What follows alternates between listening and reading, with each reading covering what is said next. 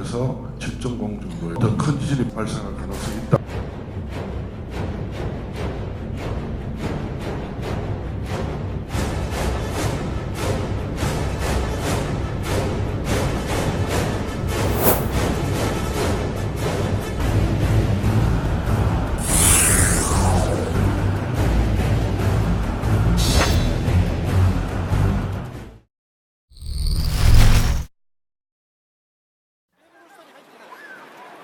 (2017년 11월 15일) 경주 지진 1년여 만에 또다시 강한 지진이 포항을 강타했습니다. 규모 5.4의 진도는 대구 경북은 물론 한반도 전체를 뒤흔들었습니다.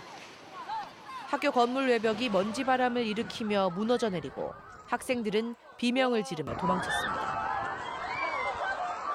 건물도 좀 심하게 흔들리는 그런 느낌을 받았습니다.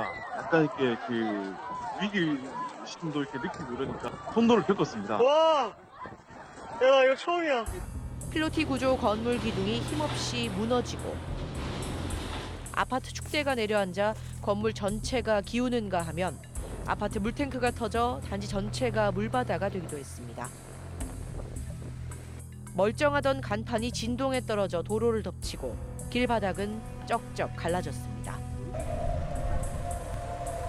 서 있는데 몸을 가눌 수 없을 정도로 큰 폭으로 흔들렸습니다. 한 20초 정도. 나이 좀 드신 분들은 서 있기 어려울 정도로 흔들렸습니다. 건물 벽이 붕괴돼 기와 지붕이 주저앉고 아파트 외벽 전체에 지그재그로 깊은 균열이 나면서 입주민 전원이 대피하기도 했습니다. 집 안에도 보면은 돌침대가 한 20-30cm 정도 밀렸어요. 건물이 넘어지면 저희 집이 피해가 많아가지고 뭐 어디 가 있을 때도 걱정이에요. 잠시 들어갔다 또 지진이 또 있어가 또 나왔는데 갈 데가 없어갖고 이쪽으로 대피하라 해가지고 지금. 이렇게 건축 구조물이 부서지거나 기울어지는 등 주택 2만 5천여 채가 파손됐고 보금자리를 잃어버린 이재민은 1,800명을 넘었습니다. 신혼집을 하려고 우리가 비워놨어요. 지금 뭐 말할 수 없죠. 이래가 저마건들 와가 어떻게 이거 뭐 해결해야지. 관측 이래 2016년 경주 지진에 이어 두 번째로 큰 규모로 기록된 포항 강진. 지진 피해 규모로는 경주 지진을 뛰어넘어 역대 가장 많은 상흔을 남겼습니다. 규모 5.4의 강한 진동이 한반도를 덮친 건 순식간이었습니다. 그리고 100일. 1월까지 여진의 빈도가 조금씩 줄어드는가 싶더니 최근 들어 여진이 다시 잦아졌습니다. 지난 11일 일요일 새벽 5시 3분. 포항에는 규모 4.6의 지진이 다시 발생합니다. 포항 강진의 여진으로 발표됐지만 대구 지역민들의 새벽잠을 깨울 정도로 규모가 컸습니다. 규모 2가 넘는 여진은 지금까지 90차례 넘게 기록됐고 그보다 작은 진동을 포함하면 여진은 수백 차례 계속되고 있습니다. 포항 지진은 아직 끝나지 않았습니다. 과거 국내에서 발생한 지진의 절반 이상은 영남권에 집중돼 있었는데 삼국사기에 따르면 통일 신라 때인 779년에도 경주에서 발생한 지진으로 100여 명이 숨졌다는 기록이 남아 있습니다. 조선 왕조실록에도 2,000번 이상의 지진이 언급돼 있지만 2016년 경주 강진 이전까지는 지진에 대한 경험적인 사례는 별달리 없었습니다. 일단 우리나라의 그 역사 지진 기록으로 보면은 304년 신라 시대 때 우리가 처음 액상화 현상이 발생했고 그 이후로 한 1300년이 지나서 1634년 인조 시대입니다. 지금으로부터 370년 전에야 그때 인조 시대에 울산에서 액상화가 발생했습니다. 304년은 기록상은 경주에서 발생했고요. 그 다음에 370년이 지난 이후에 지금 포항에서 액상화가 발생한 게 이런 정도의 주기로 기록상으로는 액상화가 발생을 했습니다. 그러다 보니까 이 긴 주기의 동안에 액상화가 오랜만에 발생을 하다 보니 사실 액상화를 전공한 저마저도 사실은 의아하게 생각하는데요. 아마 시민들은 아마 분명히 굉장히 기이한 현상으로 봤을 수가 있을 것 같습니다. 경주와 포항의 사례로 수백 년 만에 다시 국내에 각인된 지진. 앞으로 더 큰 지진이 올 가능성이 분명히 존재하고 지진의 빈도는 더욱 잦아질 거라는 게 학계의 우세한 관측입니다.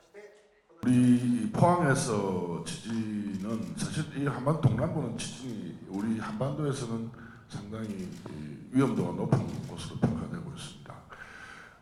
그렇지만 일본이나 이런 데에 비해서는 그 지진의 규모는 그 정도는 되지는 않고요.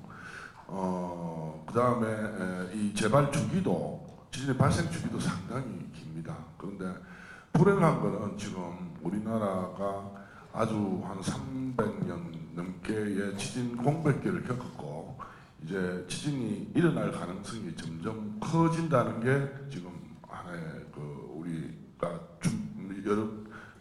준비를 많이 해야 된다는 데고요. 그다음에 이 포항 이런 한반도 동남부에서 역사적 사례라든지 이런 것들을 봤을 때는 우리 지질학자들은 최대 지진 규모를 최소 6.5 이상은 될 것으로 생각합니다. 6.5에서 한 7.0 가까이로 생각을 하고 있습니다. 그래서 이번 지진은 사실은 5.4 정도의 규모의 지진이었는데요. 이보다도 더 큰 지진이 발생할 가능성은 분명히 있습니다. 지난 포항 강진보다 더 큰 지진이 언제든 닥칠 수 있다는 건데 중요한 건 어떻게 대비하고 있냐는 겁니다. 이 불시에 닥칠 재난 앞에 대구와 경북 그리고 국내의 건축 설계 실태는 어떨까?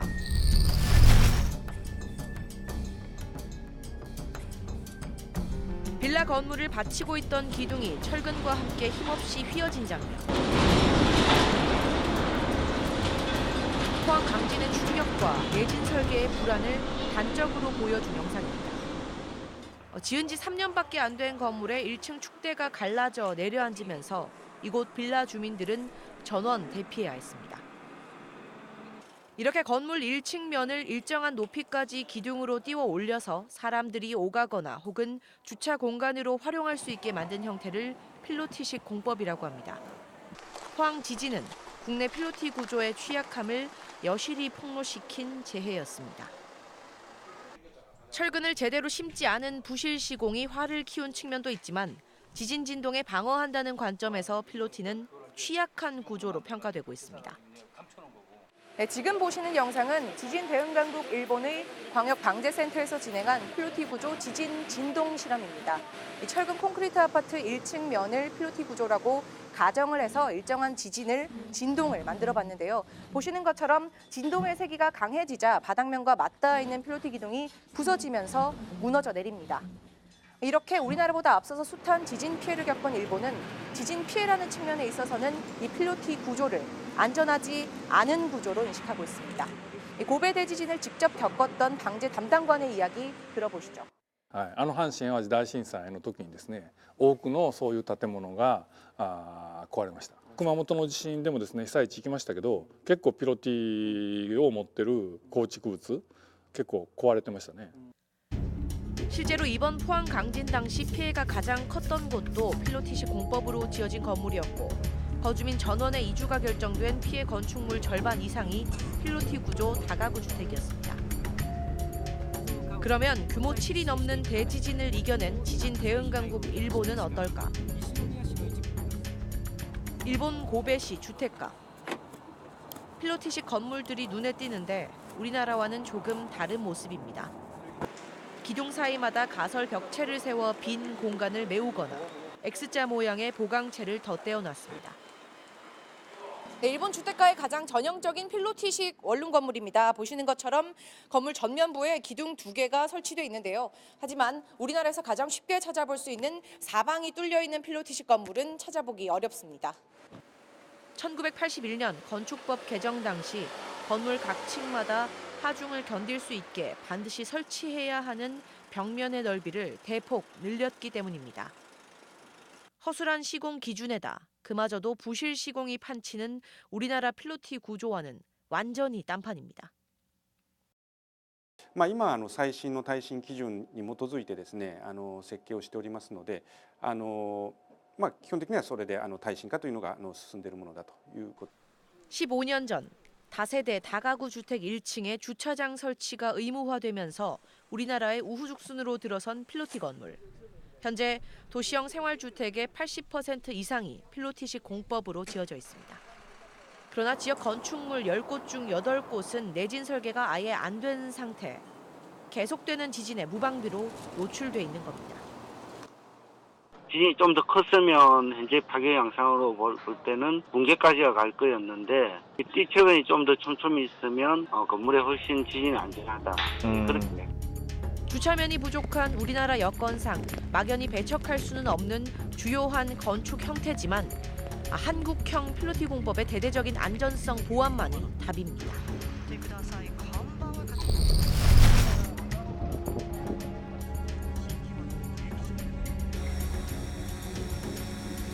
강진 발생 이후 무너져 내린 건물만큼이나 충격적이었던 것이 솟구친 땅, 바로 액상화 현상이었습니다.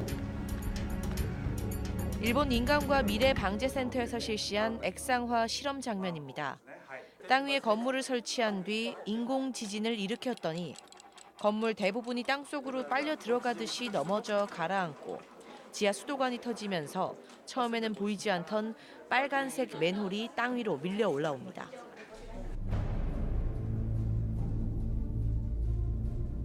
집안 사이사이에 있던 물이 강한 진동에 밀려 올라오는 겁니다.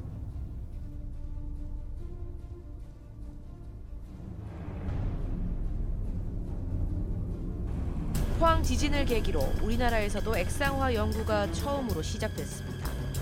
포항 지진의 진앙인 흥해읍과 포항 도심은 액상화에 특히 취약한 것으로 드러났습니다. 한국지질자원연구원의 지질도에 따르면 흥해읍과 포항 남구, 북구 도심은 신생대 4기에 형성된 충적층으로 기반함 위의 토양층이 물기를 머금은 모래와 진흙, 자갈로 이루어진 것으로 나타났습니다.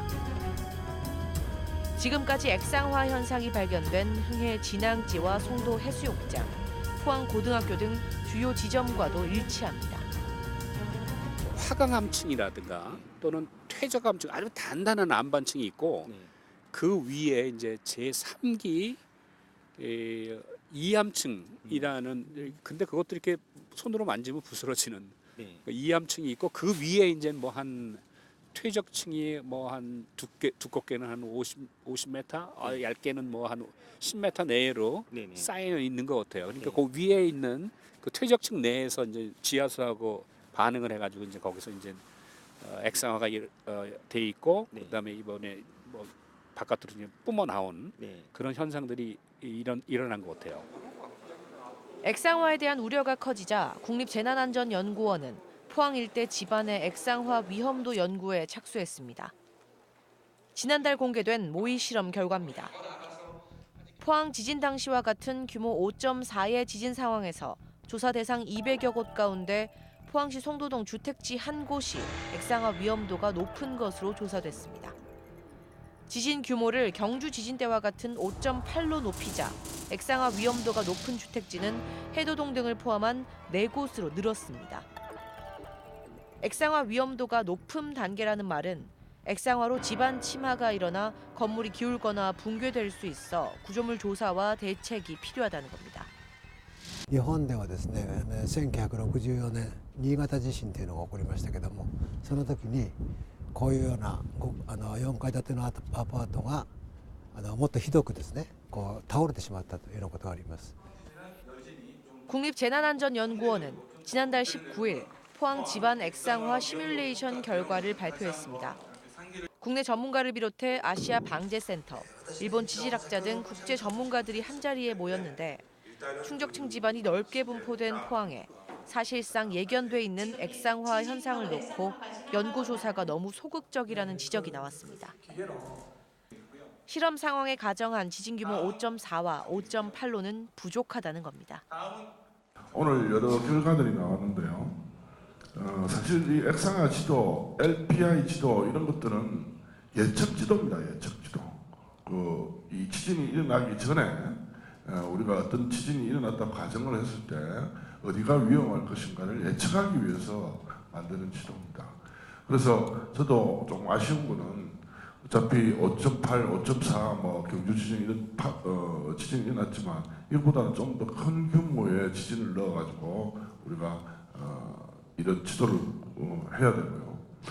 그 다음에 또 하나 말씀드리는 거는 포항시뿐만 아니고 우리나라 전역 도심지는 이런 매립지가 굉장히 많습니다. 그래서 사실은 다 지진이 일어나면 다 액상화가 일어날 수 있는 지역입니다.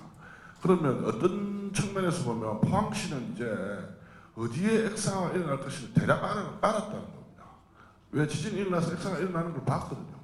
그러니까 어느 지역에 지금 액상화가 일어난다는 걸 사실은 봤기 때문에 불행스럽지만 어떤 측면에서 다양한 측면도 있습니다. 지난달 포항시 성도동 다세대 주택 등 포항 지진으로 액상화 현상이 나타난 현장을 직접 둘러본 일본 지진 전문가들은 둥글게 패인 흙과 주변에 쌓여있는 모래를 만져보며 국내에서 처음 논의되고 있는 액상화 현상의 실체를 살폈습니다. 직접 포항 액상화 현상을 둘러본 뒤 재난안전연구원의 실험 내용을 확인한 일본 전문가도 연구 결과에는 아쉬움을 표했습니다. 液状化が確かに起こったわけですが、液状化の発生の度合い、それからそれによる構造物の被害、これは今まで我々が日本あるいは世界で経験してきた液状化に比べますと非常に軽微という言葉はちょっと語弊がありますが、被害の度合いは低かったというふうに理解をしております。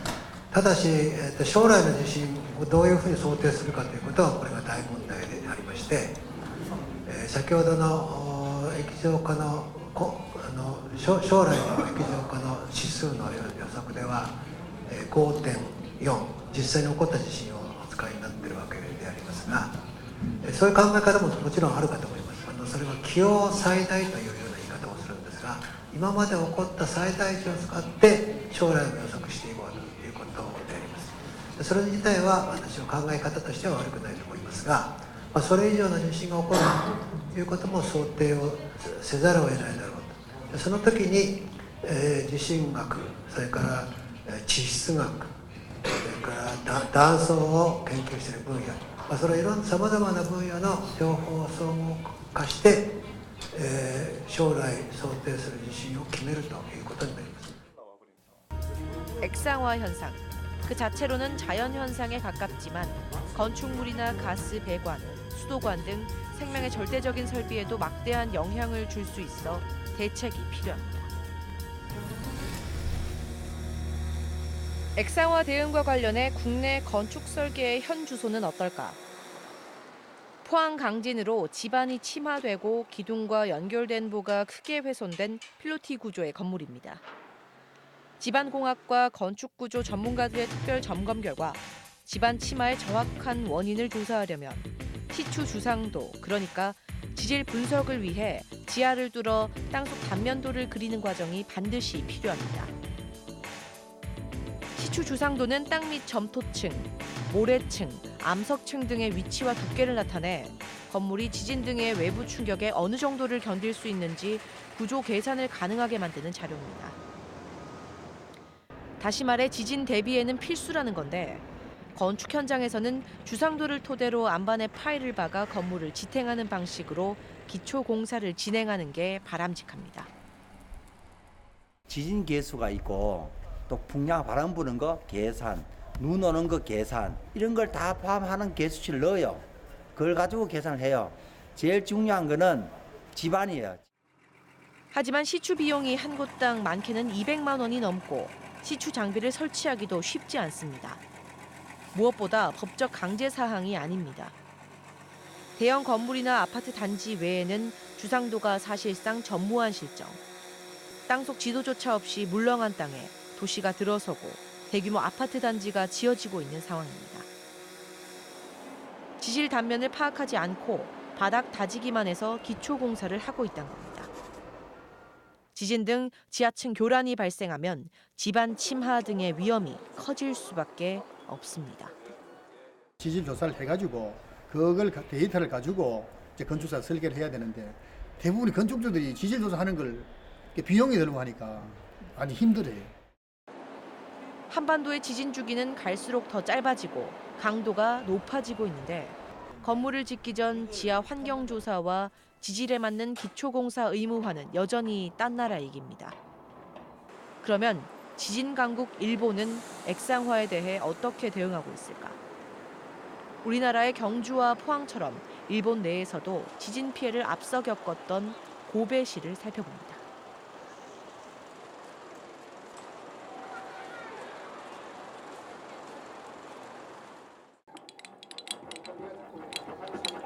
앞서 살펴봤던 일본의 액상화 실험 모습입니다. 눈여겨볼 점은 이 액상화 실험이 전문가 집단의 연구 혹은 발표 자료가 아니라 일반인을 대상으로 수시로 이루어지는 체험형 컨텐츠라는 겁니다. 이렇게 일본에서는 액상화가 더 이상 연구 대상이 아니라 누구나 쉽게 경험해 볼 수 있는 일상적인 것이 됐습니다. 실험 내용을 다시 들여다보면 인공지진을 일으켜 건물이 무너지고 빨간 맨홀이 밀려 올라온 가운데 건물 한 곳만 멀쩡하게 지면을 지키고 있습니다. 확인해 봤더니 유일하게 기초 공사를 깊은 곳까지 탄탄히 해놓은 건물이었습니다. 일본이 이런 실험을 일상적으로 벌이는 건 결국 액상화 개념을 누구보다 시민들이 제대로 이해하고 건축 설계 단계에서부터 경각심을 가져 액상화 가능성에 대비하는 안전성을 구축하기 위해서입니다. きれいな流形の揃った砂の地盤は避けるということと、礫も入れてよく流土分布の土を使ってよく締め固める大事だと思います。 일본에서는 1960년대부터 액상화 현상에 대한 연구 조사가 시작됐습니다. 액상화의 증거가 되는 지진 흔적을 아예 국가 천연 기념물로 지정해 박제해 놓고 후대에 경각심을 전달하고 있습니다. 고베 지진으로 땅이 밀려 올라가면서 형성된 단층입니다. 이 단층 아래 지반을 조사해 봤더니 이렇게 보시는 것처럼 상대적으로 부드러운 입자가 보이는데요. 다시 말해 이 액상화 현상이 수만 년 전에 일어났었던 지반이라는 겁니다. 이렇게 반세기 전부터 시작된 액상화 연구로 일본은 땅속 지도, 이른바 액상화 지도를 완성했습니다. 실제로 일본 각 지자체와 건축 현장, 시민들에게 공개해 활용되고 있는 액상화 지도입니다. 액상화 위험도에 따라 붉은색에서 파란색 순으로 지도상에 표시가 돼 있는데요. 지도를 좀 더 들여다보면 포항과 비슷한 해안가나 매립 지역이 주로 액상화 위험이 큰 것으로 나타나 있습니다. ビジュアル化することで、今後その土地この場所で何か例えば建築を建てるとかその土地を何か利用するいわゆる開発のされようとする方々があらかじめ意識を高める 여기에다 1967년 항만 분야를 시작으로 도로, 철도 등 설계 기준의 지질지도 확인과 보완을 법적으로 의무화했습니다. 일본이 이렇게 액상화에 철저히 대비하는 건 고베 대지진을 비롯한 앞선 지진 경험에서 액상화 피해를 절감했기 때문입니다. 7,000명의 사상자를 낸 고베 대지진 당시 이웃 주민 수십 명을 잃고 집안에 고립됐던 다나코 모토코 씨의 집입니다. 고베 지진 당시 2달 넘게 수도 공급이 중단된 피해 가구가 속출했던 만큼 일본 가정에서는 이렇게 사용한 물을 버리지 않고 욕조에 그대로 받아두는 경우가 많습니다. 지하 액상화 현상으로 땅속 수도관이나 가스관 등이 끊기면 피해 복구까지 천문학적인 비용과 긴 시간이 듭니다. 大震災の時にとてもお水で苦労したので14階に住んでるっていうのもあるんですけどここに引っ越してからはずっとぐらいストックはしてます. 물론 액상화 현상은 집안 구조에 따른 자연스러운 현상이지만 건물을 짓거나 수도, 가스관 등을 매립할 때는 철저한 집안 조사를 통해 안전성을 확보해야 한다는 게 일본 전문가들의 중론입니다. 今回のことに限らず過去に遡ってどこでそういう液状化険者が起こってたかっていうのをもう一度洗い直すチャンスであろうというふうに思います。それから、液状化マップの公開で、作られているわけですが、問題は亀村さんが言ったようにですね、液状化のマップができたんだけど、液状化そのものというのは私は災害じゃないと、これは自然現象だと、そこにどういうものがあって、액상화를 먼저 목격하고 액상화 피해도 먼저 겪은 일본. 액상화의 위험성을 구체화해 건축 전반에 활용하고 있습니다. 포항 지진을 중심으로 액상화 현상을 처음 접한 우리나라가 참고할 만한 대목입니다. 액상화가 눈앞에 나타났지만 땅속 어디가 왜 문제인지 알지 못하는 것. 그리고 한국형 필로티 등 결코 내진, 방진과는 거리가 먼 국내 내진 설계 실태. 내진 관련 건축 기준이나 제도의 미비는 국민의 생명과 재산을 지켜야 하는 국가의 역할을 포기하는 겁니다. 건축 기준 등 제도 기반이 갖춰져 있는 일본이 여전히 지진과 관련한 교육, 훈련에 열을 올리고 있는 이유입니다. 아는 만큼 보이고 아는 만큼 지킬 수 있다. 지진을 이겨내온 일본 국민들의 공통된 생각입니다. 年月が経つと人間ってやっぱり忘れていくというか危機感が薄くなってくるいうところで地域でもしそういったことが起きた時にどうすべきかいうのを考えるきっかけとして研修のテーマとして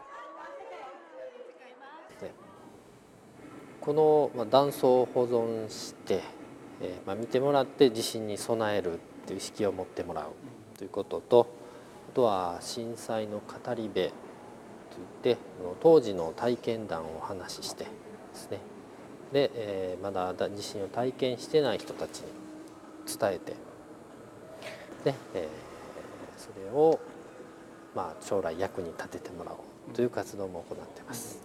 全て国がやってもらえくれるわけではなくてやっぱりそれぞれ個人だったり家族だったりで普段からしっかりと備えておいたりとか何かあった時にみんなで助け合えるとか 끊임없이 지진에 대해 배우고 기억하고 학습하는 일본. 우리나라가 가야 할 길을 일본이 한 발 앞서 나가고 있다는 것은 분명한 사실입니다.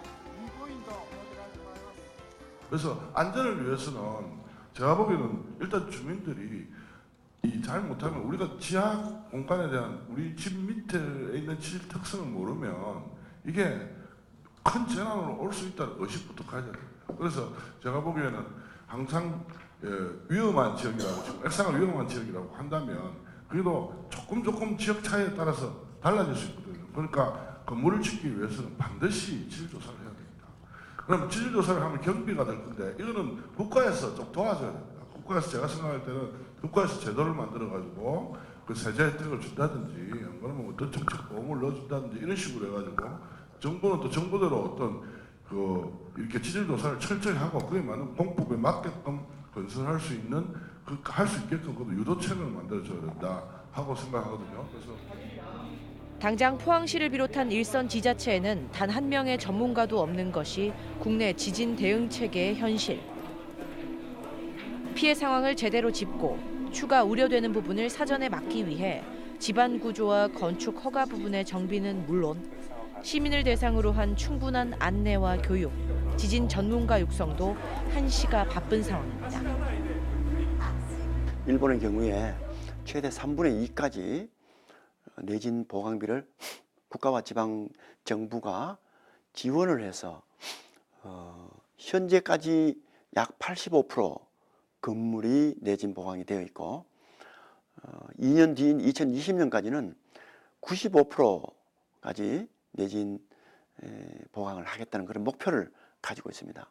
우리나라는 현재의 정부의 계획대로 하면은 개인이 하지 않은 이상 공공시설을 제외하고는 내진 보강이 영원한 실정입니다. 이번 지진을 겪어보니까 우리 전문가가 너무나 없습니다. 우리 지역은 물론이고 우리 국내 전체적으로도 그러한 것이 부족하다는 것을 절감을 했고요.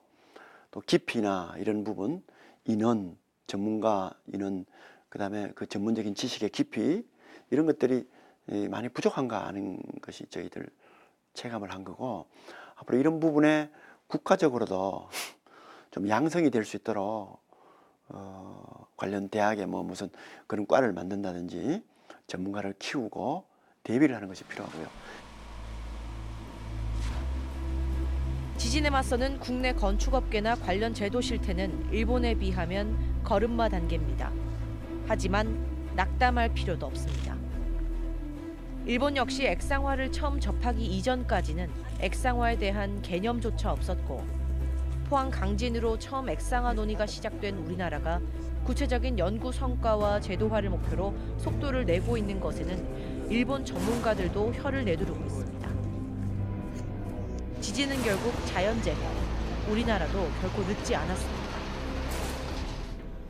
で日本ではですね、もう50年前に天野先生のご紹介がありましたように50年前からもう何回も痛い目になってきて、そのたんびにいろんなことを検討してきました。で工夫してきました。それでもまだやられると。でどんどんお金もかかるというのは現状です。しかし我々は自分たちの命が財産を守る必要がありますので、そのためにはやはり今回の地震で何が起こったか、要はどんな地震が起こったのか、マグニチュードと液状化という現象だけを直結して考えてはダメです。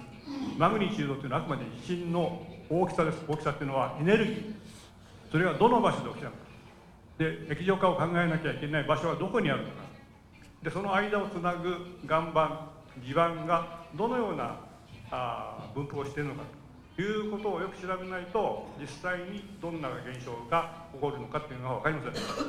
その上で自分たちの守りたいもの、個人の家だとかですね、市役所だとか道路だとか鉄道とかいっぱいあると思うんですけども、どの構造物をどのように守るかということを考える人、こちらのポハンを中心とした今回の経験がですねベースになって、韓国全体にわたって今後液状化に対してどう対応すればいいかというようなことを議論していただければいいんじゃないかと思います。 지진 강국으로 도약하는 한국의 미래. 포항 강진의 아픔에서 우리가 배워야 할 유일한 답입니다.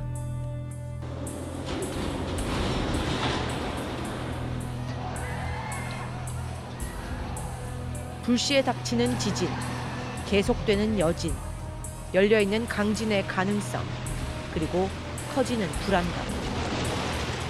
지진에 대한 철저한 준비와 훈련만으로 우리 사회를, 우리 자신을 지킬 수 있습니다.